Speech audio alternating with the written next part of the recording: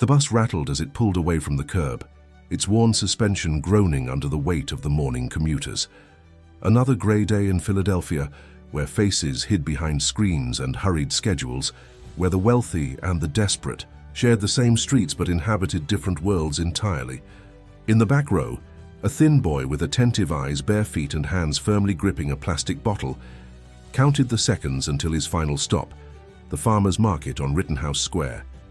There, he hoped to sell his last bottle of water infused with lemon and mint, carefully prepared at the communal faucet in the rundown apartment complex where he lived. With that sale, he expected to buy bread. It was all he wanted. Tyler Mason was 12 years old, but responsibility had aged him beyond his years. His mother worked 3 jobs, and still they struggled to make ends meet. Their neighborhood was one of those places tourists were warned to avoid, where opportunity seemed as distant as the gleaming skyscrapers of Center City that Tyler could see from his bedroom window. The flavored water business had been his idea, a small entrepreneurial venture born from necessity and the kind of creativity that only blossoms in hardship. He had been selling his concoctions for nearly 3 months now, earning just enough to help with groceries and occasionally treat himself to a second-hand book. The other passengers on the bus barely registered Tyler's presence. He had become adept at making himself invisible, a skill born from years of navigating a world that preferred not to acknowledge his existence. But today, he noticed a man sitting alone, clearly annoyed by the noise around him. Richard Harrington, with his tailored suit, dark sunglasses and gleaming watch, was not a regular on this route. His Tesla was in the shop and his driver had called in sick, a convergence of inconveniences that had forced him to resort to public transportation. The CEO of Harrington Investments was known for his ruthless business tactics and philanthropic gestures that always seemed to coincide with tax benefits. Tyler observed Mr. Harrington for several stops, gathering courage. The boy had developed an intuitive sense for potential customers, and despite the man's obvious discomfort, Tyler saw an opportunity. Perhaps this well-dressed stranger would pay more than his usual $1 for the carefully crafted drink. With a practiced smile, Tyler approached. He extended the bottle and offered it in a soft, polite voice. "Excuse me, sir. Would you like to buy some homemade lemonade with mint? It's really refreshing, only $1. What followed was unexpected and brutal. "Trash doesn't move around freely," Harrington snarled, rising suddenly. In a thoughtless gesture, he grabbed the boy by the shoulders and with tremendous force threw him toward the side exit door, which happened to be open at that particular stop. The bus halted momentarily. The passengers fell silent. Some pretended not to see. Others looked on with quiet pity. Dust rose as Tyler fell. He rolled across the rough asphalt. His arms scraped. The water spilled. Pain shot through his body. But it was the humiliation that stung most deeply. Tyler had faced rejection before, but never such public degradation.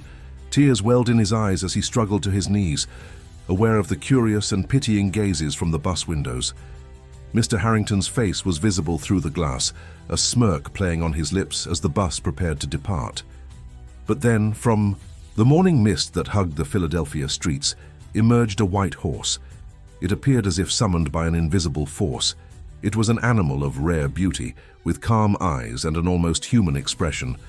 It approached the fallen boy slowly, sniffed him and lowered itself as if recognizing something sacred. Tyler, stunned, remained motionless. The horse didn't run away. There was something there that couldn't be explained with logic. The appearance attracted gazes and smartphones. A crowd formed. Harrington, still at the bus window, laughed with disdain, but the laughter died when he saw the horse bow its head and with a gentle nudge help the boy to stand. Bystanders gasped. Some filmed the extraordinary scene. A white horse, seemingly without owner or explanation, in the middle of urban Philadelphia, helping a child who had just been discarded like refuse by a man whose net worth exceeded the annual income of everyone else on that bus combined. The bus driver, who had stopped to check on the commotion, stood with his mouth agape. "Someone call animal control," he muttered, but no one moved. The moment felt too significant to interrupt. Tyler reached out with trembling fingers and touched the horse's muzzle. The animal responded by nuzzling the boy's palm gently. It was a moment of connection so profound that even the most cynical onlookers felt something stir within them. A woman stepped forward from the growing crowd, her phone held high as she recorded. "I got everything," she announced, her voice shaking with indignation. "That man threw this child off the bus. I'm posting this right now." Mr. Harrington's expression shifted from amusement to concern as he realized the implications. He signaled frantically for the bus to continue, but the driver was too engrossed in the unfolding scene. Another passenger, a young man with kind eyes, jumped off the bus and approached Tyler. "Hey buddy, are you okay? Do you need help?" he asked, crouching beside the boy. His name was Jason Rivera, a graduate student at Penn who would later become an important figure in Tyler's life. Before Tyler could respond, the horse took a protective stance, positioning itself between the boy and the approaching stranger. Not aggressively, but with unmistakable intent. "It's okay," Tyler whispered to the horse, his voice finding strength. "He wants to help." The horse seemed to understand, stepping aside but remaining close. As Jason helped Tyler to his feet, checking his injuries, the bus finally pulled away. Mr. Harrington's face disappeared behind tinted windows, but his momentary action had set in motion events that would change many lives, including his own. By noon, the video had begun its viral spread across social media platforms. By evening, it had reached national news outlets. Headlines varied between "Billionaire throws child from bus" and "Mysterious white horse rescues boy." Experts discussed whether the horse belonged to a nearby stable or had escaped from some equestrian event. No one knew for certain where it had come from, but everyone knew what they saw, an act of empathy where least expected. As Tyler sat in a hospital room, being treated for minor scrapes and bruises, the horse remained outside, refusing to leave despite animal control's best efforts. It stood sentinel, a white guardian that had appeared from nowhere and seemed determined to stay. Jason sat with Tyler, having insisted on accompanying him to ensure he was properly cared for. "Do you know that horse?" he asked, curiosity getting the better of him. Tyler shook his head. "Never seen it before today, but it felt like..." He paused, searching for words. "Like it knew me. Like it was supposed to be there." As darkness fell over Philadelphia, the story of the boy and the white horse had already begun to transform into something larger than itself. A modern fable about cruelty and kindness, about the unexpected ways in which dignity can be lost and found. And somewhere in his penthouse apartment, Richard Harrington watched his phone explode with notifications, unaware that his impulsive act of cruelty would eventually lead to the most profound transformation of his life.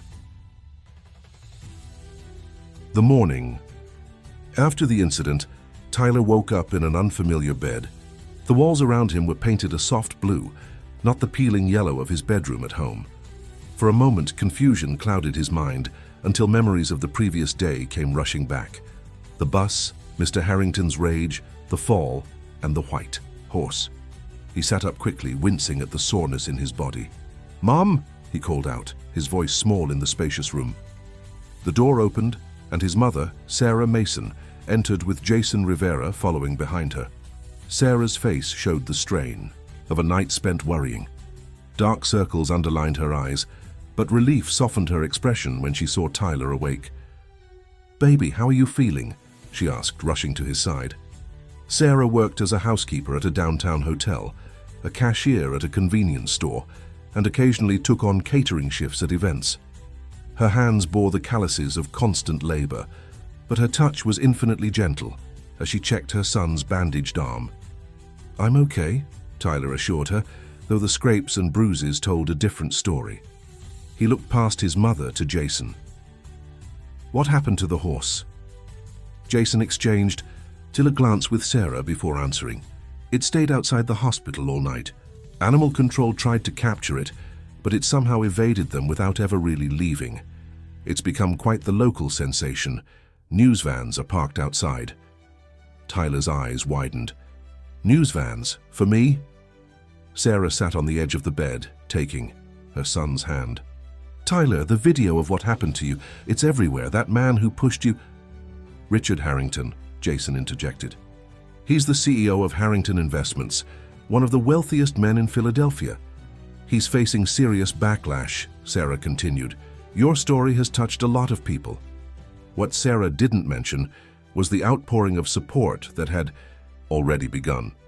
A GoFundMe campaign started by Jason had raised over $50,000 overnight. Offers for legal representation, housing assistance, and educational opportunities had flooded in. The incident had struck a chord, becoming a symbol of the widening divide between America's ultra-wealthy and those struggling to survive. Across town, in his Dice penthouse overlooking the Philadelphia skyline, Richard Harrington paced furiously. His phone hadn't stopped ringing since the previous evening. His publicist, legal team, and board members all demanded explanations and damage control strategies. The company's stock had dropped 7 points in pre-market trading. "This is absurd," he muttered, watching yet another news segment about the incident. The anchor spoke gravely about the shocking display of callousness toward a child entrepreneur, while the footage played on loop. Richard grabbing Tyler, the push, the fall, and then the inexplicable appearance of the white horse. The horse was becoming as much a focal point as the assault itself. Where had it come from? Why had it approached the boy? How had it known to help him up? Social media buzzed with theories ranging from the practical to the mystical. Some claimed it was a trained therapy animal that had escaped its handler. Others suggested it was a sign, a harbinger, a symbol too perfect to be coincidence.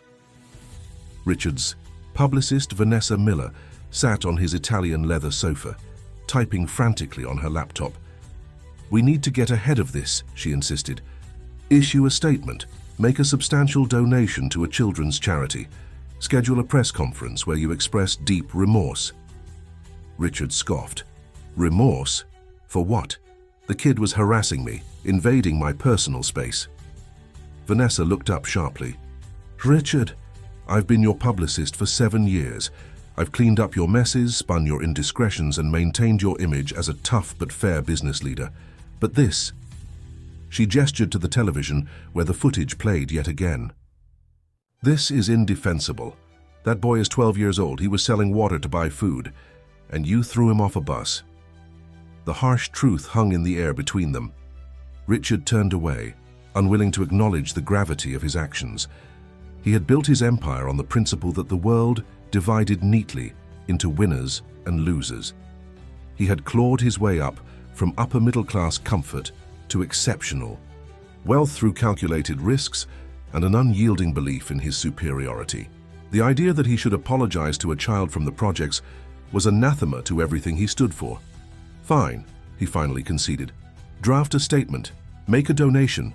Anonymous. I don't want my name attached to this circus. But I'm not doing a press conference." Vanessa knew it was the best she would get for now. She returned to her laptop, already knowing that an anonymous donation wouldn't be enough to quell the public's outrage. At the hospital, Tyler was preparing to leave when a visitor arrived. Elena Diaz, the executive director of Bridges, a non-profit organization dedicated to supporting underprivileged youth through arts and education programs. Elena had seen the video and recognized an opportunity to both help a child in need and bring attention to her cause. "Tyler," she said warmly, extending her hand to the boy, "I've heard so much about you. My name is Elena, and I'd like to talk to you and your mom about some opportunities we might be able to offer." Sarah looked skeptical, but allowed Elena to explain her proposal. A full scholarship to Bridges after-school programs, which included music, visual arts, STEM education, and mentorship. Additionally, Elena offered to help the Mason family find better housing through Bridges' network of supporters.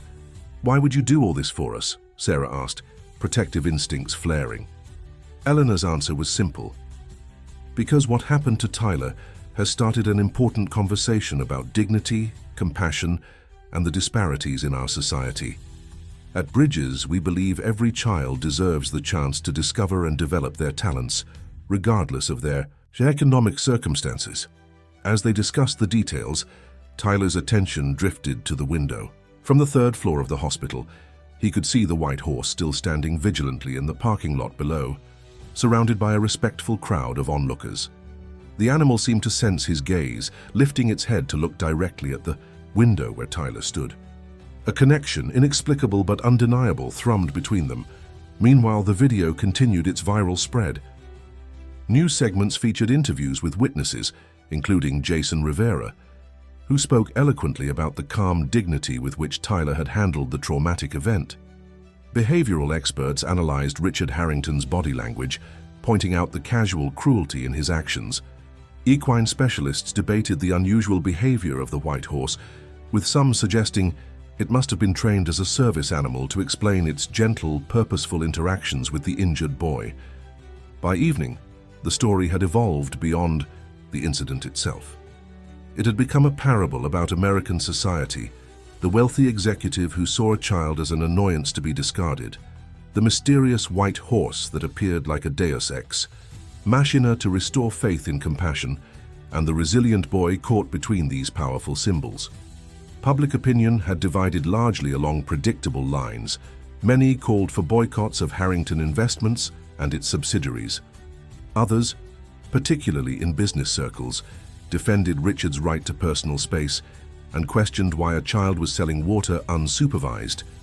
The debate raged across dinner tables, social media platforms, and news programs. For Tyler, however, the viral fame felt distant and unreal. As he settled into a hotel room that Elena had arranged for his family, while more permanent housing was secured, his thoughts kept returning to the horse. "Mom," he asked as Sarah tucked him into bed, "do you think they'll find out where the horse came from?" Sarah smoothed his hair back from his forehead. "I don't know, baby, but it was there when you needed it most. Maybe that's all that matters." After Sarah had fallen asleep, exhausted from the day's events, Tyler crept to the window. The hotel overlooked the hospital where, faithful as a sentinel, the white horse remained. Streetlights cast a gentle glow on its pristine coat. As Tyler watched, the horse seemed to sense his attention once again, turning its head toward the hotel and standing at attention, as if keeping vigil. "Thank you," Tyler whispered against the glass, his breath creating a small circle of fog. He didn't understand why the horse had come or why it stayed, but in its presence, he felt a reassurance that transcended explanation. Across the city, Richard Harrington stared at his own reflection in the windows of his penthouse. Behind him, the muted television continued to broadcast his moment of infamy. His phone buzzed with another message from the board calling an emergency meeting for the following morning. For the first time in years, Richard felt something unfamiliar stirring within him. Doubt. Not about his actions. He still believed firmly in the natural order that separated people like him from people like Tyler Mason, but about his ability to control the narrative that defined his life. The white horse had changed everything, transforming a simple act of dismissal into a mythic confrontation between callousness and compassion. As Richard turned away from his reflection, he couldn't shake the image of the horse helping the boy to his feet, an act of kindness that made his own cruelty all the more stark by comparison. That night, as Philadelphia slept, the story of Tyler, Richard, and the white horse seeped into the collective consciousness, taking root and growing into something larger than the sum of its parts. It was no longer just about one incident on one bus on one grey morning. It had become a modern fable about who we are and who we might become, about the moments that define us and the unexpected grace that can follow our darkest hours. 3 months had passed since the incident at Philadelphia, now simply called the Encounter. Summer had bloomed across the city, bringing with it humid heat and the steady rhythm of life moving forward. For Tyler Mason, these months had brought changes he could never have imagined. The Bridges Foundation had become his second home. Each afternoon after school, he would arrive at the converted warehouse in Fishtown that housed the organization's programs. The space was alive with creativity. Music rooms with instruments that gleamed under soft lighting, art studios with easels, positioned to catch the best natural light, computer labs where coding and robotics came to life under patient instruction. It was here that Tyler discovered gifts he hadn't known he possessed. His fingers found melodies on piano keys as if they'd always known where to land.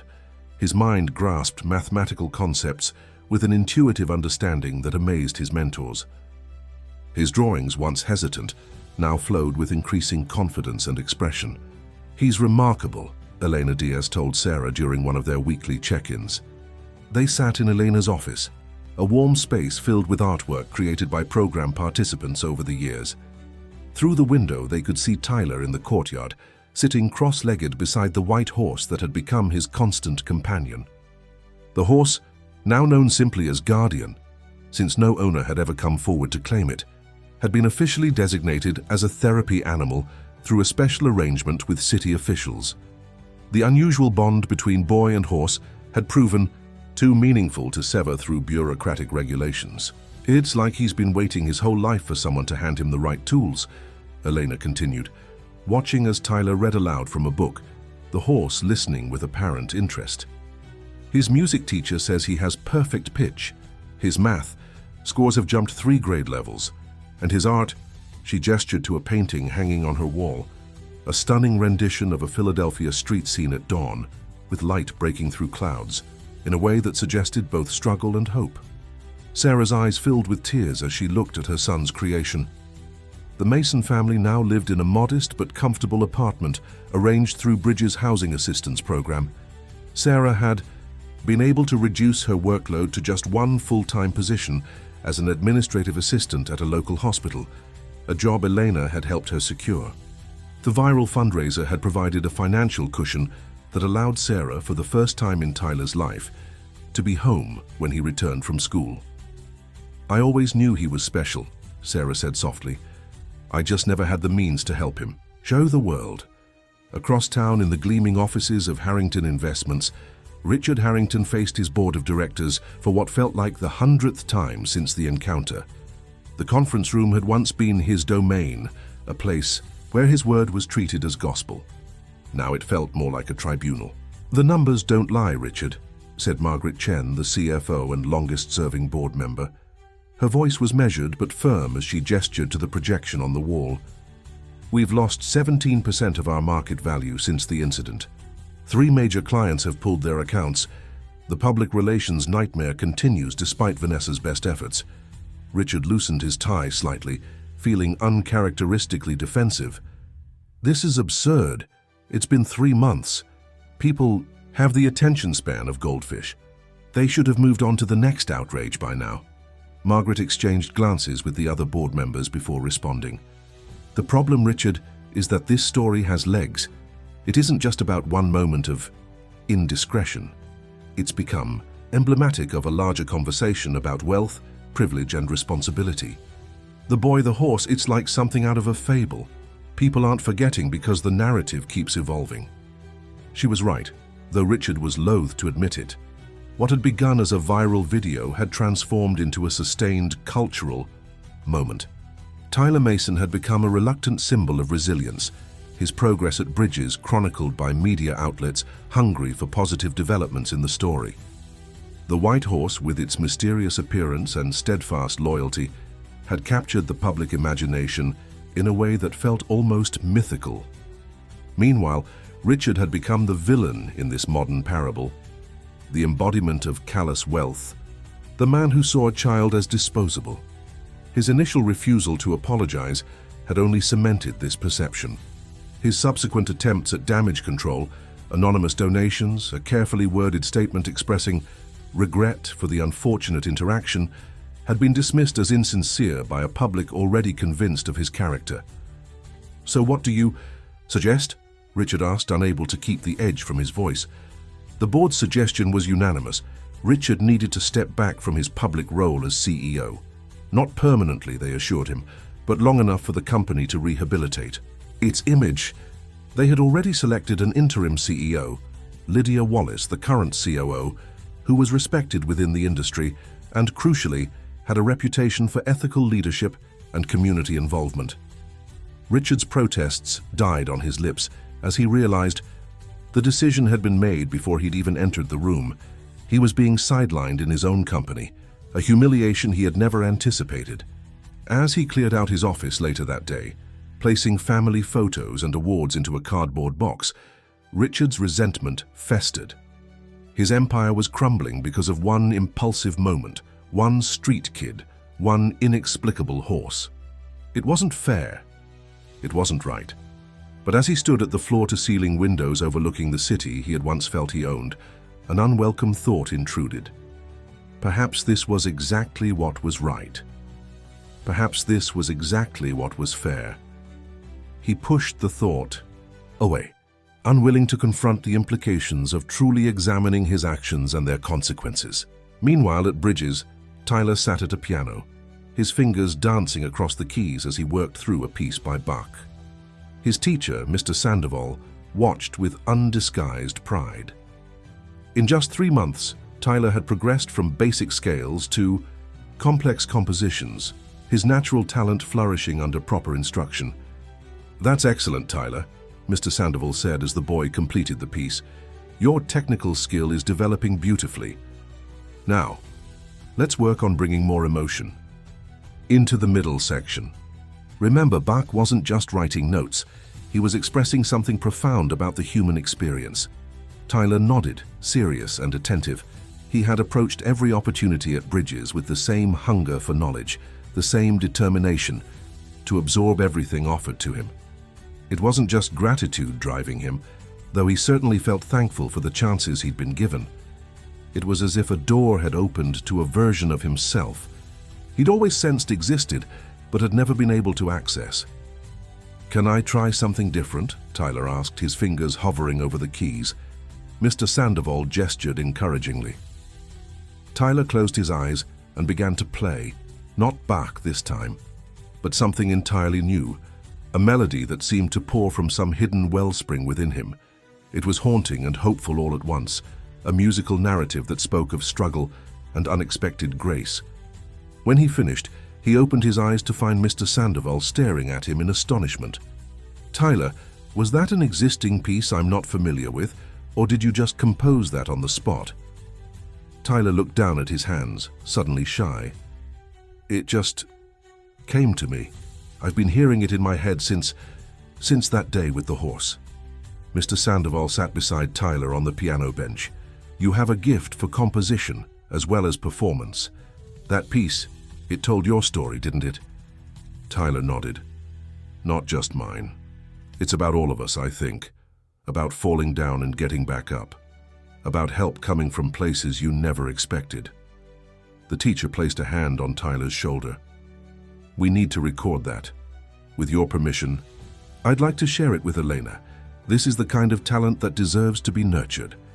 That evening, as Sarah and Tyler walked home from Bridges, Guardian trotting beside them, another special arrangement. The horse had been granted permission to move freely through certain parts of the city with Tyler. Sarah noticed a black sedan parked across from their apartment building. A man in an expensive suit leaned against it, obviously waiting for someone. As they approached, the man straightened and stepped forward. "Mrs. Mason, Tyler, my name is David Lancaster. I represent Lydia Wallace, the interim CEO of Harrington Investments. Ms. Wallace would very much like to speak with you both." Sarah instinctively moved in front of her son, protective. "About what?" David Lancaster offered a business card.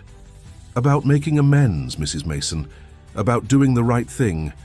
Belatedly, though it may be." Tyler looked up at his mother, then at Guardian, who had positioned himself between the Masons and the stranger, alert but not aggressive. "It's okay, Mom," Tyler said quietly. "I think we should hear what they have to say." Sarah studied her son's face, seeing there a wisdom beyond his years. "All right," she agreed, "but we meet in public and we bring legal representation." David nodded, respect evident in his expression. "Of course, Ms. Wallace anticipated that requirement. She suggests tomorrow at noon at the Waterfront Cafe. Your attorney can contact me to confirm." As he returned to his car, Sarah wrapped an arm around Tyler's shoulders. "Are you sure about this, baby? You don't owe these people anything." Tyler watched the sedan pull away, his young face thoughtful. "I know, Mom, but maybe it's not about owing. Maybe it's about finishing the story the right way." Sarah marveled at her son's perspective.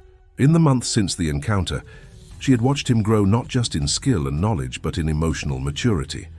The trauma of that day might have hardened him, turned him bitter or fearful. Instead, it seemed to have opened him to deeper understanding. As they continued toward their apartment, Guardian walking steadily beside them, Sarah reflected on the strange journey that had brought them here. From poverty and struggle to opportunity and growth, from invisibility to significance, all because of one terrible moment and the miraculous appearance of a white horse.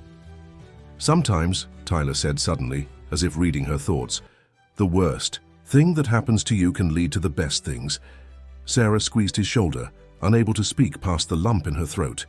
Above them, the Philadelphia sky had turned the deep blue of early evening, stars just beginning to appear. Somewhere across the city, Richard Harrington sat alone in his penthouse, staring at news coverage of his company's leadership change, a tumbler of whiskey in his hand, and regret, an unfamiliar emotion beginning to take root in his heart. The stage was set for a reckoning, for the crossing of paths that had diverged so dramatically 3 months before. For Tyler and Richard, for Guardian and all those caught in the ripples of the encounter, tomorrow would bring a new chapter in a story that had already captured the imagination of a city and beyond. The waterfront cafe gleamed in the midday sun, its glass walls reflecting the Philadelphia skyline and the shimmer of the Delaware River. Inside, at a table positioned for privacy yet still visible from the street, Lydia Wallace waited. As the interim CEO of Harrington Investments, she had inherited not just a company in crisis, but a moral debt that she felt personally compelled to address. Lydia was Richard Harrington's opposite in many ways. Where he was impulsive and driven by ego, she was methodical and motivated by principle. Her rise through the corporate ranks had been steady rather than meteoric, built on genuine talent and an unusual commitment to ethical business practices. She had accepted the interim position with one condition: complete autonomy to handle the Tyler Mason situation as she saw fit. At precisely noon, Sarah and Tyler Mason arrived, accompanied by Jennifer Reyes, an attorney who had offered her services pro bono after seeing the encounter video. Guardian, who had become such a fixture in Tyler's life that special permissions followed the boy like invisible credentials, stood patiently outside the cafe's entrance, drawing curious glances from passers-by. Tyler had grown taller in the months since the incident, his frame filling out thanks to regular meals and reduced stress. He carried himself differently now, with a quiet confidence that came from discovering his own value.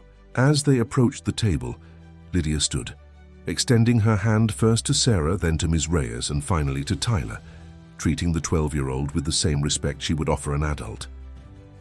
"Thank you for agreeing to meet with me," she said, her voice warm but professional. "Please sit down." Once they were settled, with water poured and pleasantries exchanged, Lydia got straight to the point. "I want to begin by offering an unequivocal apology for Richard Harrington's actions. What happened to you, Tyler, was inexcusable. There is no justification for treating any human being, especially a child, with such disregard for their dignity and safety." Tyler met her gaze steadily. "Thank you, Ms. Wallace, but I'm not sure why you're apologizing. You didn't do anything wrong." Lydia smiled slightly. "When we take on leadership roles, we also take on responsibility for the actions of those who came before us and the institutions they shaped. Harrington Investments benefited for years from Richard's approach to business, an approach that, I've come to believe, fundamentally devalued people like you and your mother. People who work hard but don't have the advantages that Richard and I have enjoyed." Sarah leaned forward, protective instincts still on high alert, despite the seemingly genuine nature of Lydia's words. "What exactly are you proposing, Ms. Wallace? Because if this is just about writing a check to make bad publicity go away—" "It's not," Lydia interrupted gently. "Though financial restitution is certainly part of what I'd like to discuss, but more importantly, I want to talk about partnership." She reached into a sleek portfolio and removed several documents, sliding them across the table to Jennifer. "Reyes, Harrington Investments owns several properties throughout Philadelphia, including the warehouse complex that currently houses the Bridges Foundation. We've been charging them market rate rent, which consumes a significant portion of their operating budget." Tyler's interest visibly peaked at the mention of Bridges. "I'm proposing that we donate the property to Bridges outright, with a legally binding commitment to maintain the building at our expense for the next 20 years. Additionally, we want to establish the Tyler Mason Scholarship Fund, which would provide full educational funding from elementary through college for 50 students annually from underserved communities." Jennifer Reyes skimmed the documents, her professional skepticism giving way to surprise. This is substantial. The property alone must be worth approximately $12 million, Lydia confirmed. The scholarship endowment would be an additional $30 million invested to ensure perpetuity. Sarah gasped, the figures beyond her comprehension. Why? Why would you do this? Lydia looked at Tyler, who had remained thoughtfully quiet. Because what happened that day revealed something broken, not just in one man, but in a system that allows such vast disparities to exist. Richard saw Tyler as disposable because our society has normalized the idea that some people matter less than others.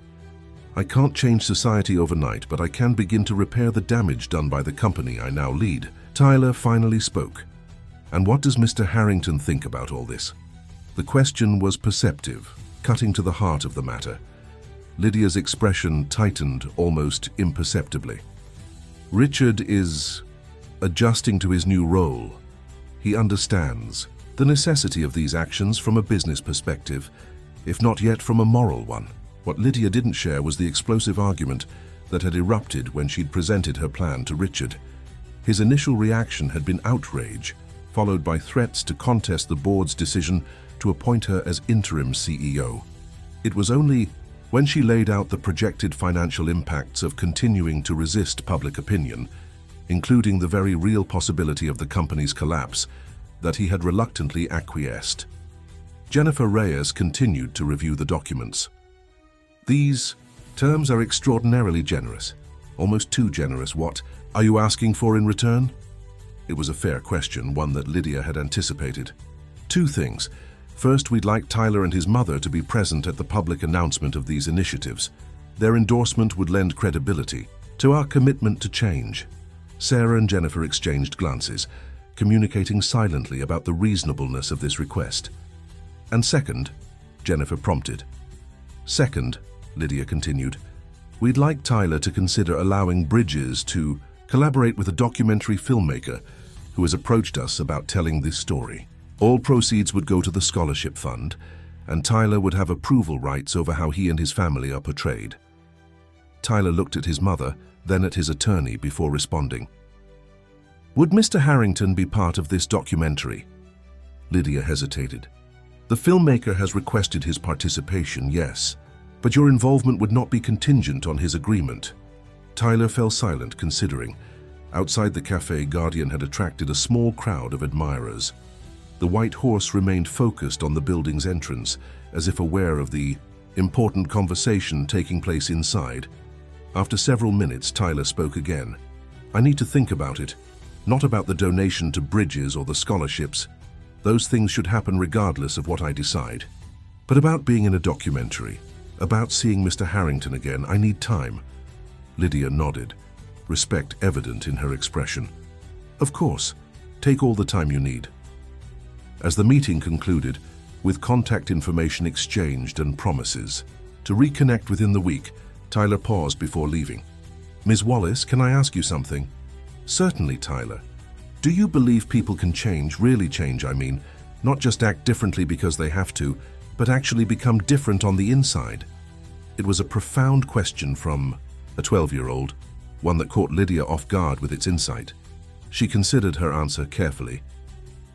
I believe it's possible, but rare. It requires something that many people lack, the courage to truly see themselves as they are, not as they pretend to be. Why do you ask? Tyler glanced toward Guardian, who had perked up at the sight of the boy preparing to exit. Because I've changed. Because of what happened that day, because of Guardian, because of Bridges. I'm not the same person I was, and I wonder if the same could be true for Mr. Harrington. With that, he joined his mother and attorney, leaving Lydia Wallace with a question that would linger long after the meeting had ended. Later that day, in Richard Harrington's penthouse, Lydia delivered a report on the meeting. Richard listened, with uncharacteristic silence, a tumbler of scotch untouched beside him. When she finished, he moved to the window looking out over the city he had once navigated with such confidence. The boy asked if people can change, Lydia concluded. He was talking about you, Richard. Richard's laugh was hollow. And what? Did you tell him that I'm a lost cause, that leopards don't change their spots? I told him it was possible but rare, that it requires courage, Richard turned to face her, his expression unreadable. "And do you believe that, Lydia? Or was it just something nice to say to a kid?" Lydia gathered her things, preparing to leave. "I've known you for 15 years, Richard. I've seen you crush competitors without remorse. I've seen you discard loyal employees when they no longer served your purposes. I've seen you use people as rungs on your ladder to success." She paused at the door. "But I've never seen you like this. Reflective, uncertain, maybe that's a start." After she left, Richard returned to the window. Far below, the city continued its relentless rhythm, people moving like ants along predetermined paths. Somewhere, out there was a boy who had inadvertently brought the mighty Richard Harrington to his knees, a boy who, despite everything, still wondered if his tormentor could change. The thought was both humbling and infuriating. Richard drained his scotch in a single swallow, welcoming the burn. On his coffee table lay a formal invitation to participate in the documentary that Lydia had mentioned. His instinct was to refuse, to distance himself further from the entire debacle. And yet, the white horse, that was what he couldn't get past. In his darkest moments, alone with his thoughts, Richard admitted to himself that it wasn't just the public backlash that haunted him. It was the image of that horse, appearing as if from nowhere, helping the boy when no human would. It seemed to represent everything he had spent his life dismissing as weakness, compassion, selflessness, dignity that transcended status or wealth. Across the city, in the modest apartment that the Masons now called home, Tyler sat on his bed, guardian, visible through the window, standing in the small courtyard where he now resided in a specially constructed shelter. The horse never wandered, never tried to escape. His loyalty remained as mysterious as his appearance. Tyler's room was filled with evidence of his blossoming talents, sheet music covered with his notations, sketchbooks filled with increasingly sophisticated drawings, books on subjects ranging from advanced mathematics to philosophy. On his desk sat the formal proposal from the documentary filmmaker, alongside Lydia Wallace's business card. Sarah knocked gently before entering, sitting beside her son on the bed. "You've been quiet since the meeting," she observed. "Lot to think about." Tyler nodded. "They're offering to help a lot of kids like me, kids who just need a chance." Sarah brushed his hair back from his forehead, a gesture of motherly affection that remained constant despite all the changes in their lives. "But you're worried about seeing him again, about being part of a story that includes him." "Not worried exactly," Tyler corrected. "Just, I keep thinking about what it all means. Why Guardian showed up that day. Why this whole thing happened the way it did." He looked at his mother earnestly. "I think I'm supposed to see Mr. Harrington again. I think there's something unfinished." Sarah studied her son's face, marveling at the old soul that seemed to reside within his young body. "What do you think that something is?" Tyler's answer was simple but profound. "Forgiveness, maybe. Not for his sake, for mine." As night fell over Philadelphia, the various players in this unfolding drama prepared for sleep with their thoughts turned toward what lay ahead. Elena Diaz reviewed the proposal for Bridges to receive ownership of their building, calculating how many more children they could serve, with rent removed from their budget. Jennifer Reyes made notes on legal protections to ensure the Mason family's interests would be safeguarded in any agreement. Lydia Wallace finalized presentations for the board, confident that her approach would ultimately save Harrington Investments while beginning to redress a fundamental moral imbalance. And Richard Harrington, against his better judgment, found himself reaching for the documentary invitation, something stirring within him that felt uncomfortably like the first tremors of genuine change. The stage was being set for a reunion that would complete the circle begun that grey morning months ago. For Tyler and Richard, for Guardian and all who had been touched by their story, the final act awaited. The Kimmel Center glowed against the Philadelphia night sky, its curved glass facade illuminated for the premiere of The Boy and the Horse, the documentary that had been 6 months in the making. Red carpet stretched along Broad Street, where media outlets had gathered to capture the arrival of those connected to the story that had captivated the nation. Inside, the grand lobby hummed with anticipation. Representatives from Bridges mingled, With Harrington Investments executives, city officials chatted with cultural leaders, and at the center of it all stood Tyler Mason, now 13, in a tailored suit that couldn't quite mask the slight nervousness in his posture. Guardian, granted special permission to attend the premiere, stood majestically beside him, adorned with a simple white garland of flowers. The horse's presence had required extraordinary arrangements, a special entrance, protective flooring, a designated space, but everyone involved had agreed it was essential. After all, without Guardian, there would be no story to tell. Sarah Mason, elegant in a deep blue dress that Elena Diaz had helped her select, stood protectively near her, son occasionally resting a hand on his shoulder. The past year had transformed their lives in ways neither could have imagined. The Tyler Mason Scholarship Fund had already selected its first 50 recipients. Bridges, now the official owner of its building, had expanded its programs to serve twice as many children. Tyler himself had been accepted to Philadelphia's most prestigious school for gifted students, where his talents in music, mathematics, and art continued to flourish. But tonight wasn't about celebrating these successes. It was about closing a circle, about facing the man who had inadvertently set all of this in motion. Tyler scanned the room, aware that at any moment Richard Harrington would arrive. The documentary's director, Sophia Chen, had somehow convinced the former CEO to participate, though his interviews had been conducted separately from Tyler's. Tonight would be their first face-to-face meeting since that fateful morning on the bus. "Are you ready for this?" Sarah asked, noticing her son's searching gaze. Tyler nodded, reaching up to stroke Guardian's neck. "I've been ready for a long time, Mum." Just then, a stir near the entrance drew their attention. Richard Harrington had arrived, accompanied by Lydia Wallace. The crowd parted subtly, creating an unintentional path between the former CEO and the boy he had once thrown from a bus. Richard looked different from the man Tyler remembered. Thinner, somehow less imposing, despite his expensive suit and still commanding presence. The past year had taken its toll, not just professionally, but physically. His company had survived, but his reputation remained in tatters despite Lydia's best efforts at rehabilitation.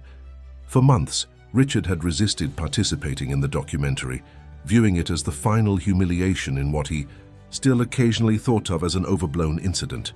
It was only after watching unedited footage of Tyler's interviews, the boy's remarkable lack of bitterness, his philosophical perspective on what had happened, that Richard had reluctantly agreed to tell his side of the story. Now, as he locked eyes with Tyler across the crowded lobby, Richard felt an unfamiliar sensation, genuine shame. Not the defensive embarrassment he had initially experienced when the video went viral, but a deeper, more honest recognition of the wrong he had done. He moved toward Tyler, the crowd falling silent as they sensed the significance of the moment. Lydia remained a step behind, ready to intervene if necessary. Guardian shifted slightly as Richard approached, not threatening, but attentive. The horse had become renowned for its almost supernatural ability to sense intentions, to distinguish between those who meant Tyler well and those who did not. Richard stopped a respectful distance away, acutely aware of the hundreds of eyes watching. "This encounter." "Tyler," he said, his voice rougher than he intended. "Thank you for allowing me to be here tonight." Tyler studied the man before him, noting the changes in his demeanor, the absence of the arrogance that had once seemed his defining characteristic. "Mr. Harrington," he responded with a small nod. An awkward silence fell between them, filled with unspoken words and complex emotions. It was Guardian who broke the impasse, surprising everyone by stepping forward and lowering his head toward Richard, not in submission, but in what almost appeared to be an invitation. Tyler smiled. "He wants you to touch him. It's okay." Richard hesitated, then slowly raised his hand to the horse's muzzle. Guardian allowed the contact, his intelligent eyes seeming to assess the man who had once represented everything he stood against.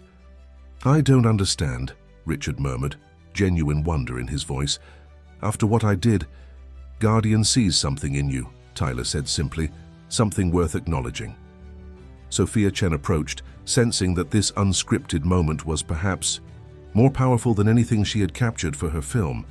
"It's almost time to begin," she said gently. "Mr. Harrington, Tyler, are you both ready?" As they moved toward the theater, Richard found himself walking beside Tyler. "I watched your interviews," he said quietly. "You never expressed hatred toward me, not once. Why?" Tyler considered the question with the thoughtfulness that had become his hallmark. "Hating you wouldn't undo what happened, and it wouldn't help me become who I'm meant to be." Richard had encountered countless negotiators, competitors, and adversaries throughout his career, but never had he felt so thoroughly disarmed as he did by this young boy's simple wisdom. Inside the theater, the premiere began with remarks from Sophia Chen, who thanked everyone involved in the project and explained her approach to telling a story that had no villains, only humans capable of both cruelty and growth. As the lights dimmed and the film began, Tyler and Richard sat separately, each surrounded by their respective supporters. The documentary was masterfully crafted, presenting multiple perspectives on the encounter and its aftermath. It featured interviews with witnesses, social commentators, and experts in fields ranging from psychology to urban sociology. But at its heart were the testimonies of its two central figures, Tyler, whose resilience and forgiveness shone through in every frame, and Richard, whose journey from dismissive arrogance to reluctant self-examination was portrayed with unflinching honesty. The audience watched as Richard, on screen, finally articulated what he had been unable to admit publicly until the filming. "I threw that boy off the bus because, in that moment, I genuinely believed he was less human than I am. That his life, his dignity, his very existence mattered less than my momentary comfort. And the truly terrifying thing is that I'm not alone in thinking that way. Our entire economic system, which I've championed and benefited from, is built on that premise." In the darkened theater, Richard shifted uncomfortably as his confession played out before hundreds of witnesses. He had never been so vulnerable, so exposed. When the film reached its conclusion, focusing on the transformative impact of the scholarship fund and Bridges' expansion, the audience rose in a standing ovation. Sophia Chen invited Tyler and Richard to join her on stage. Guardian, who had remained silently attentive throughout the screening, followed Tyler without prompting. As applause continued, Tyler stepped to the microphone. The audience quieted, eager to hear from the boy who had become an unlikely symbol of grace under pressure. "Thank you all for coming tonight," he began, his voice steady despite his youth. "When Ms. Chen first approached me about this documentary, I wasn't sure I wanted to relive that day, but then I realized this story isn't really about what happened on the bus. It's about what happened afterward." He glanced at Guardian, then at Richard. "It's about how moments that seem terrible can sometimes lead to things we never could have imagined." The audience was utterly silent now, captivated by the wisdom emanating from this young speaker. "I want to thank Mr. Harrington," Tyler continued, causing a ripple of surprise through the crowd. "Not for what he did that day, but for what he's done since. For acknowledging the truth, for supporting Bridges, for being willing to change." He turned to face Richard directly. "Most people never get the chance to see how their actions affect others. You did, and you chose to do something about it." Richard, visibly moved, stepped forward when Tyler gestured him toward the microphone.